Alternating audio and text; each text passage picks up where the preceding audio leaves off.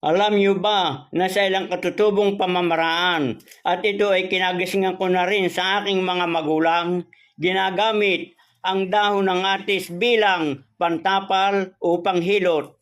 Yung iba ay pinapainit ang dahon at ipinapahid sa sentido o batok para maibsan ang tensyon o lamig na sanhi ng sakit ng ulo.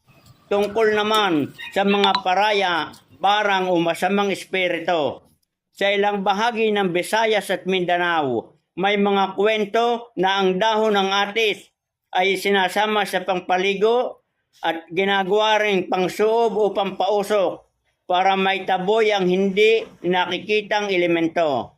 Hindi ito medikal, pero bahagi ito ng ating kultura at paniniwalang espiritual.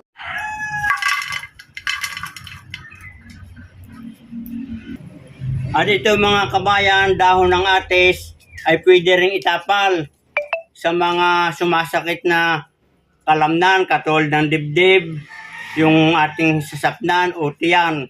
Ang gagawin naman ay ating idadarang. Yan. Pagkatapos sa mga kabayan, may darang sa apoy, lalagyan natin ng langis. Papahidan lang natin ng kaunti. Yan. Yung kanyang kailangan, maligamgam pa. Yung mainit-init pa na kayang agwantahin.